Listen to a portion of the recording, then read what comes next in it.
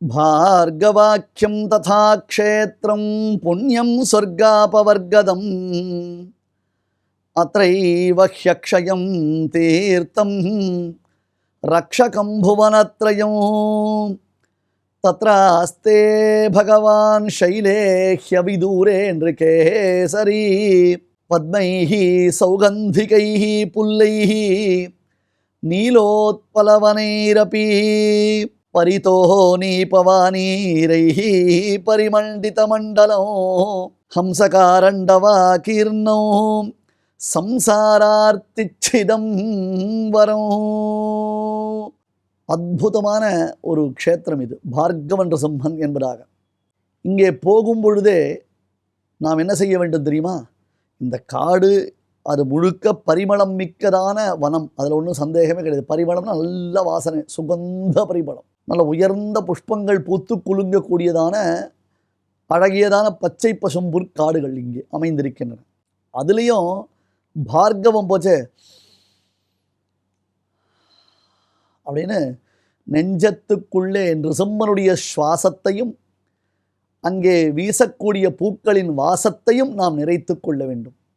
நமக்கு சுவாசமும் நிருசிம்மன் தான், அந்த வாசமும் நிருசிம்மன் தான் அப்படின்னு தெரியாது. ஏன்னா புராணத்தில் சொல்லச்சேவே சொல்கிறார், ரொம்ப அழகான புஷ்பங்கள்லாம் பூத்து குலுங்குறதாம், நல்ல பழங்கள்லாம் பழுத்து தொங்குறதாம். இது ஒரு தனி குன்று மாதிரி இருக்கும், ஒரு சின்னதான ஒரு ஹில்லாக் மாதிரி இருக்குது. இந்த நிருசிம்ம க்ஷேத்திரம், பார்கவ க்ஷேத்திரம் இருக்கே, தனியே ஒரு ஹில்லாக், அதுபடி தனியாக இருக்கும். அது ஒரு 100 படி வச்சுக்கோங்களேன், ஒரு 100 படி தான். அந்த 100 படி மேலே ஏறணும் அப்படின்னு கேட்டால், பிருகு அவருடைய வம்சத்தில் பிறந்த பார்கவன், இவர்களுக்கு பெருமாள் அனுகிரகம் பண்ணார். பார்கவன்னா பரசுராமருக்கு பெயர். ஆனால் பரசுராமருக்கு ஏற்பட்டதான பல சங்கடங்களிலிருந்து இந்த பெருமாள் விடுவித்தார். சுவாமி பரசுராமனும் பெருமாள் தானே, நிருசிம்மனும் பெருமாள் தானே. அப்போ பரசுராமர் நிருசிம்மன் ஆராதித்தார்ன்றது என்ன லாஜிக்னா, நேற்று உபன்யாசத்தில் பார்த்தோம். ராமன் நிருசிம்மன் ஆராதித்தார், ஸ்ரீனிவாசன் நிருசிம்மன் ஆராதித்தார், ராமன் ரங்கநாதன் ஆராதித்தார், வராகப் பெருமானும் ஸ்ரீனிவாசனும் ஒருத்தருக்கு சந்தித்து கொண்டார்கள். இதெல்லாம் ஒரு லீலை. ஏன் கருடன் இங்கே வந்து தபஸ் பண்ண, நித்திய சூரியான கருடன் வர வேண்டிய அவசியம் என்ன, தபஸ் பண்ண வேண்டிய அவசியம் என்ன? கருடனுக்கு பெருமாள் எப்பொழுதும் பிரத்யக்ஷம் தானே. வைகுண்ட கண்டீரவகான், இந்த நிருசிம்மனை வைகுண்டத்தில் சேவிக்கிறவர் தானே கருடன். அகோபில க்ஷேத்திரத்திற்கு வந்து ஊர்வசி ரம்பையெல்லாம் வந்து தபஸை கெடுத்து அவளெல்லாம் விரட்டி அடித்து இவர் தவத்தில் சித்தி அடைந்தாரே, எப்படி முடிஞ்சது? இதெல்லாம் பெருமாள் நம்மளை போன்ற சாமானியர்களுக்கு நம்ம ஆச்சரியமான இந்த வைபவங்களை காண்பிப்பதற்காக. நம்மாழ்வார் சாதிக்கிறார், மாக வைகுந்தம் காண்பதற்கு என் மனம் ஏகமென்னும் இராப்பகலின்றியே. நான் வைகுண்டத்திற்கு போனால் கூட யாரை சேவிப்பேன், யாரை தேடுவேன், வைகுண்டத்தில் எந்த பெருமாளை நான் ஆராதிக்கணும்னு ஆசைப்படுறேன் அப்படின்னு கேட்டால், யார்? நிருசிம்மனைத்தான் சேவிக்கணும் ஆராதிக்கணும்னு ஆசைப்படுறேன்னு சாதிக்கிறார் சுவாமி நம்மாழ்வார். ஆகையால் ஆச்சரியகரமான இந்த க்ஷேத்திர விசேஷத்தில் நாம் இன்னைக்கு அற்புதமான பார்கவன் நிருசிம்மனை சேவிக்கலாம். இப்போ நம்ம எங்கே இருக்கோம்னு பார்த்தீங்கன்னா, மலையில் பாதி தூரம் ஏறி வந்து, அதாவது கீழ் அகோபிலம்னு சொல்லக்கூடிய இடத்துலேருந்து 5 கிலோமீட்டர் ஆட்டோலையோ இல்லை ஜீப்லேயோ ட்ராவல் பண்ணி வந்தோம்னா பார்கவ நரசிம்மரை தரிசனம் பண்ணுறதுக்கான அந்த மலையாடி வாரத்துக்கிட்டக்க நம்ம வந்துட முடியும். அதாவது கீழேந்து ஒரு மலையில் நம்ம ட்ராவல் பண்ணி பார்த்தீங்கன்னா, இங்கே ஃபுல் அண்ட் ஃபுல் வந்து ரோடெல்லாம் சாலை வசதிகள்லாம் கிடையாது. எப்படி நம்ம அகோபிலேசன் சேவிக்க போகிறதுக்கு நம்மளுக்கு மேலே வரைக்கும் நமக்கு போகிறதுக்கான ரோடெல்லாம் இருக்குது. ஆனால் பார்கவ நரசிம்மன் பார்த்தீங்கன்னா, கீழ் அகோபிலத்துலேருந்து நம்ம மேல் அகோபிலம் போகிற வழியில் வந்தோம்னா ரைட்டில் கட் பண்ணி ஒரு 5 கிலோமீட்டர்ஸ் உள்ள இன்டீரியராக மலையில் ட்ராவல் பண்ணி வரணும். ஒன்று ஜீப்பில் வரலாம், இல்லைனா ஷேர் ஆட்டோவில் தான் வர முடியும். அந்த மாதிரியான ஒரு மலைப்பாங்கான ஒரு சாலைகள் மட்டும்தான் இப்போதைக்கு இருக்குது. இப்போ இதுவுமே பார்த்தீங்கன்னா, நான் நின்றுருக்க இந்த இடம் வரைக்கும் மட்டும்தான் நம்மளால் இந்த ஆட்டோலையும் கூட வர முடியும். இதுக்கப்புறம் பார்த்தீங்கன்னா, இந்த மலைப்பாதை இப்போ நம்ம பார்த்துட்டு இருக்க இந்த மலைப்பாதையில் தான் நம்ம வந்து நடந்து கொஞ்சம் தூரம் போனோம்னா பார்கவ நரசிம்மனை வந்து தரிசனம் பண்ண முடியும். இங்கே வந்து பார்த்திங்கன்னா, பரசுராமர் தபசு பண்ணி அவருக்கு பெருமாள் வந்து பார்கவ நரசிம்மனாக காட்சி கொடுத்ததுனால இந்த இடத்துக்கு பார்கவ நரசிம்மன் பேர். பரசுராமர் தபஸ் பண்ணினதுனால அவருக்கு அங்கே பிரத்யட்சமாக நரசிம்மர் வந்து நரசிம்ம ஸ்வரூபத்திலே காட்சி கொடுத்ததுனால அவருக்கு பார்கவ நரசிம்மன் பேர். இப்போ நம்ம என்ன பண்ண போகிறோம்னா, இவ்வளோ தூரம் ஆட்டோவில் வந்தாச்சு. இப்போ இங்கேருந்தே நடந்து போய் மேலே வந்து நரசிம்மர் நம்ம தரிசனம் பண்ண போகிறோம். வாங்க பார்க்கலாம். அடிக்கடி அடியன் சொல்லக்கூடிய ஒரு விஷயம் என்ன அப்படின்னு கேட்டால், மந்திரம் என்பது மறைத்து பேசக்கூடியது. மந்திரத்தை நாம் வெளிப்படுத்தக்கூடாது, நாமாக்களை சொல்லலாம். நரசிம்மா, மகாசிம்மா, உக்ரசிம்மா அப்படின்னு நிருசிம்மனுடைய திருநாமத்தை சொல்லலாம். நரசிம்மாய நமஹா, மகாசிம்ஹாய நமஹா, உக்ரசிம்மாய நமஹா என்று சொல்லலாம். இந்த மந்திரங்களுக்கெல்லாம் ராஜாவாக மந்திர ராஜம் என்பதாக நிருசிம்மனுடைய அனுஷ்டுப் மந்திரம் சொல்லப்படுகிறது. 9 எழுத்து உடையதான மந்திரம். அந்த 9 எழுத்துக்களுக்கு ஒவ்வொரு பதத்தின் 9 பதமுடையதான மந்திரம், 32 எழுத்துக்கள் உடையதான மந்திரம். அந்த ஒவ்வொரு பதத்திற்கு ஒவ்வொரு நிருசிம்மன் அவருடைய சாநித்தியம் காண்பிக்கப்பட்டது. இது ஒரு புறம் இருக்கட்டும். மந்திர மகோததி என்பதாக ஒரு நூல் உள்ளது. மந்திர சாஸ்திரத்தின் பெருமையை அது உரைக்கக்கூடியது. அந்த மந்திர மகோததியில் ஒரு அற்புதமான விஷயம் காண்பிக்கப்படுகிறது. சஹஸ்ரச்சந்திர பிரதிமோதயாளு லக்ஷ்மீமுகாலோகனலோலநேத்ர தசாவதாரை பரிதः பரீதः நிருகேசரிஹி மங்களம் ஆதனோது. நிருசிம்மன் நமக்கு சமஸ்த மங்களத்தையும் அருளட்டும், நிருசிம்மன் நமக்கு சமஸ்த விதமான மங்களத்தையும் அருளட்டும் என்று இந்த ஸ்லோகத்துடைய பிரார்த்தனை.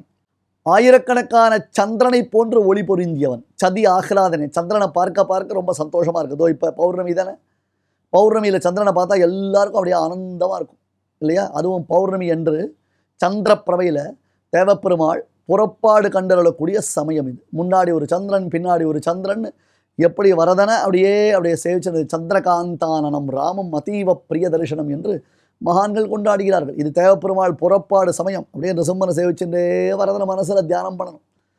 வரதனுடைய வையங்கண்ட வைகாசி திருநாளில் அந்த சந்திர பிரபையில் பெருமாள் முத்துக்கொண்டையோட வெள்ளவளேன்னு வஸ்திரத்தை உடுத்தின்னு ஜிலு ஜிலு ஜிலுன்னு 2 பக்கம் கொடை போட்டுன்னு எழுந்துடக்கூடிய அழகு. வசந்த ருத்துவில் பூர்ண சந்திர ஒளியில் பெருமாள் அப்படியே முடிச்சோதியாய் உனது முகச்சோதி மலர்ந்ததுவோன்னு சேவிக்கக்கூடிய சந்தர்ப்பம். அப்பேற்பட்டதான அந்த சந்திரனை போன்ற அழகான திருமேனியை உடையவன், குளிர்ச்சியை உடையவன் பரமாத்மா நிருசிம்மன். வரதனை சொல்லாமல் இருக்க முடியாது. அதனால் நடுவில் அப்படி கொஞ்சம் கொஞ்சம் அப்பப்போ வரதனை நாம் பார்த்துனே அனுபவிக்கலாமீங்க. இவர் சஹஸ்ரச்சந்திர பிரதிமகா அப்படின்னு அர்த்தம். ஆயிரக்கணக்கான சூரியனை காட்டிலும் குளிர்ந்தவன் நிருசிம்மன். லக்ஷ்மி அவளும் அண்ணலும் நோக்கினாள் அவளும் நோக்கினான் என்று சொல்கிறோம் இல்லையோ. அண்ணலும் நோக்கினான் அவளும் நோக்கினாள். இப்போ எல்லாரும் நோக்கியால் இருக்கா, அங்கே நோக்கினாள் அப்படின்னு இவளும் பார்க்குறா அவளும் பார்க்குறா, பார்த்து ரசிக்கிறா ஒருத்தருக்கு ஒருத்தர். லக்ஷ்மி முகாலோகன லோலநேத்ரா, இது நிருசிம்மன்.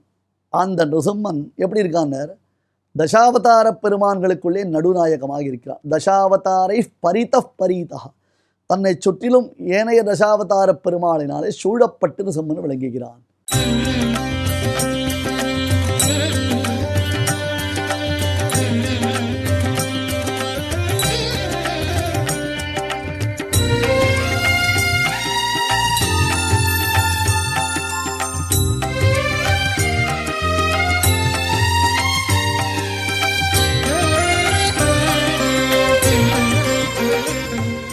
இந்த பார்கவ நிருசிம்மனை சேவிக்கும் பொழுது அவருடையதான மூலத்திருமேனியில் அமைந்துள்ளதான பிரபை என்று சொல்லுகிறோம் அல்லவா. சிலர் கேடயம் என்பார்கள், சிலர் பிரபை என்பார்கள்.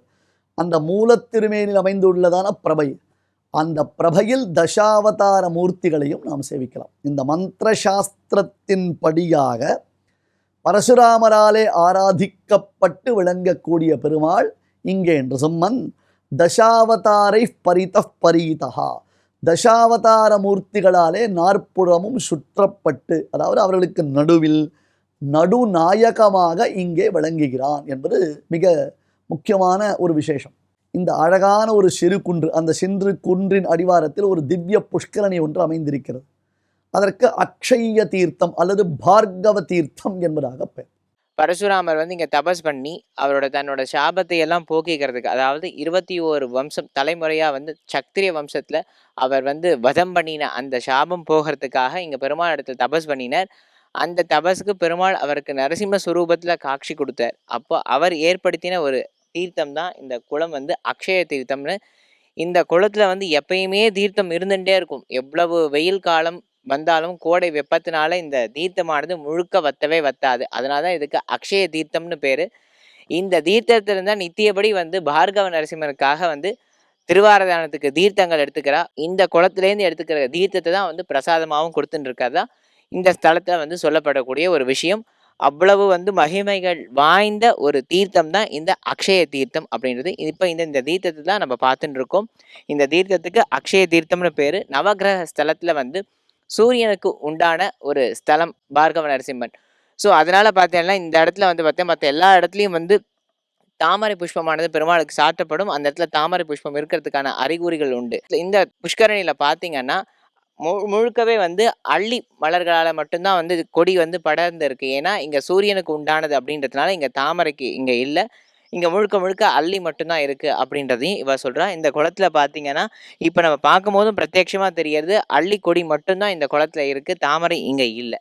இந்த தீர்த்தத்தை நாம் சேவித்து அந்த தீர்த்தத்தினாலே நாம் நம்மை பரிசுத்தப்படுத்தி கொண்டு உத்தமமான இந்த சிறு குன்றின் மேல் ஏறி சென்றோமேனால் அங்கே பார்கவ நரசிம்மனை பார்க்கலாம். அக்ஷயம் தீர்த்தமுத்திஷ்டம் சர்வபாப விநாசனோ யஸ்நாத்வா தத்ர தேவேஷம் நியதாத்மா திருடவ்ரதா பூஜயேத் பரயா பக்தியா பகவந்தமதோக்ஷஜோ பாரமேஷ்டியம் சந்திரதிஷ்ணியோ பாதாக்ராந்தம் துதஸ்ய வை.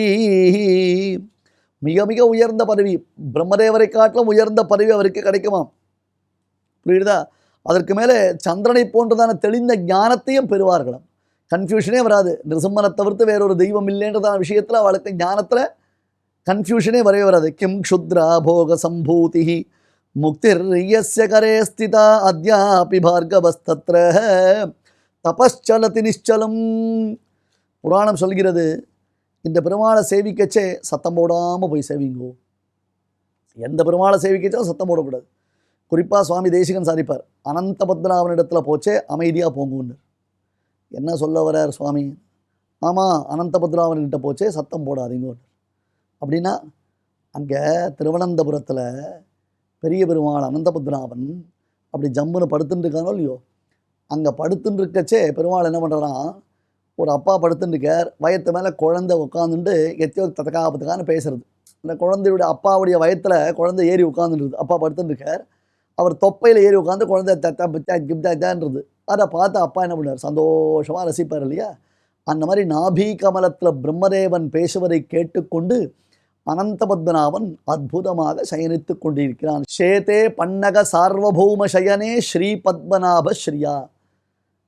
அந்த அற்புதமான ஆதிசேஷன் மீது அவன் சயனித்து கொண்டு, எது நாபி சரோஜ பிருத்துக வாணிம் சமாகர்ணயன்னு, தன்னுடைய நாபிக்கமலத்தில் பிறந்த குழந்தையான பிரம்மதேவனுடைய மழலை சொல்லை கேட்டு சந்தோஷமடைந்து கொண்டு பெருமாள் ஆதிசேஷனில் படுத்துறங்குகிறான் என்று வர்ணிக்கிறார். அப்போ அமைதியாக தானே போகணும். அப்பாவுடைய தூக்கத்தையும் கெடுக்கக்கூடாது, குழந்தையினுடைய ஆர்வத்தையும் கெடுக்கக்கூடாது. அதே மாதிரி இங்கே பார்கவ க்ஷேத்திரத்துக்குள்ளே வரச்சே அமைதியாக வாங்கோன்னு. என்னத்துக்கு சுவாமி அங்கே ஒரு கதை சொல்லிட்டீர், ஏதோ உள்ள பொருள் வச்சு சொன்ன மாதிரி இருந்தது, பரவாயில்ல, கதை சரியாக இருந்தது. ஆனால் இங்கே என்ன விஷயம் அப்படின்னு கேட்டால், இங்கே இன்னிக்கும் பரசுராமர் அந்த க்ஷேத்திரத்தில் அமைதியாக உட்கார்ந்து தபஸ் பண்ணிட்டு இருக்கார். ஒருத்தர் பெருமாளை சேவிக்கிறார், தவம் பண்ணிட்டு இருக்கார், ஒரு பாராயணம் ஒரு சேவாகாலம் நடந்துட்டுருக்கு அப்படின்னா நாம் போய் அதில் இடையூறு பண்ணலாமா? இடையூறு பண்ணக்கூடாது. இப்போ பரசுராமர் அந்த அமைதியான ஒரு இடத்துக்கு வந்து தான் பெருமாளை தியானம் பண்ணணுன்றதுக்காகத்தானே இவ்வளவு டென்ச் ஃபாரஸ்ட்டுக்குள்ளே ஏகாந்தமாக உட்காந்துட்டு இருக்க. கல சலன்னு போய் அங்கே பேசுகிற, ஏறி வந்தியா, நீ வந்தியா, அவளை காலமே பஸ்ஸில் இருக்காளே, வண்டியில் இருக்காளே, இதெல்லாமா கத்துறதுக்கு நம்ம நரசிம்மர் சன்னதிக்கு வரணும்? இத்தனை கூப்பாடு போகிறதுக்காக நம்ம வர வேண்டாம். அதனால் என்ன பண்ணணும்?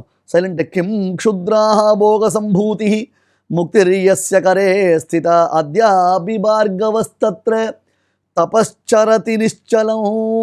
ஆடாமல் அசையாமல் வேறொரு புருஷார்த்தத்தை வேண்டாமல் நிருசிம்மனே தனக்கு புருஷார்த்தம், நிருசிம்ம தியானமே தனக்கு பலம் என்பதாக நினைத்து அங்கே பார்கவர் என்னும் உயர்ந்த மகனீயர் பரசுராமர் தவம் செய்து கொண்டிருக்க. அனுகிருண்ணல்ஹியே கேச்சித் ஸ்வஸ்வேப்சித பலார்த்தினா ஸ்துவந்தி வா நமஸ்யந்தி பார்கவம் பக்தவத்சலம். இப்படி பிருகுவின் வம்சத்தில் பிறந்த பார்கவராமனான பரசுராமனாலே ஆராதிக்கப்பட்டதினாலே இந்த ரிசம்மனுக்கு என்ன திருநாமம்? பார்கவன் ரிசம்மன் என்பதாக பெயர். உங்களுக்கும் பரசுராமரை போன்றதான தபோ வலிமை வர வேண்டுமா? உங்களுக்கும் பரசுராமரை போன்ற மன அமைதி, மன உறுதி ஏற்பட வேண்டுமா? மன உறுதி முக்கியமாச்சே. மனதில் உறுதி வேண்டும்னு மனசில் உறுதி வேணுமே. இந்த க்ஷேத்திரத்துக்கு வாங்கும், அமைதியாக வாங்க. டப்பா ஆட்டோவில் வந்தால் கூட அந்த ஆட்டோ சத்தத்தை விட்டுட்டு நீங்கள் கிட்ட வாங்கும். அது டப்பன்னு சைலன்சர் ஆடி போய் அது ஆடி அகங்கரைந்துன்ற மாதிரி இந்த க்ஷேத்திரத்துக்குள்ளே வரச்சே ஆடி தான் வரும். இங்கேயும் பாவனனுக்கும் வண்டியில் போனால் ஆடி அகங்கரைந்து தான் நம்ம நரசிம்மனை போய் சேவிப்போம். அந்த வண்டி அப்படி குலுக்கும், நம்மளை குலுக்கு சேவை தேவபெருமாளுக்கு இருக்கா மாதிரி அது. அதனால் வந்துட்டோன்னா இந்த பெருமாளை சேவிங்க. கண் திறந்து பெருமாளை செய்யுங்க. அங்கே போய் பெருமாளை கண்ணை முடிக்காதீங்க, கல்புரார்த்தியாச்சே. கண்ணை நன்னா மலர்த்தி பெருமாளை நன்னா சேவிங்க. அக்ஷய தீர்த்தத்துடைய குளிர்ச்சியை அனுபவிங்க. அப்படின்னு அந்த பத்ம சௌகந்திகாரி புஷ்பங்கள், சம்பகாரி புஷ்பங்களுடையதான மனத்தை நுகருங்கள்.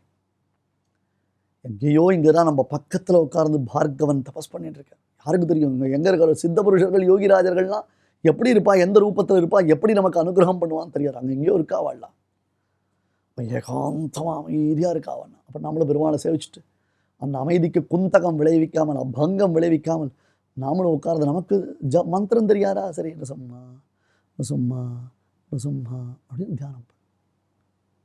அதான் விசேஷம்.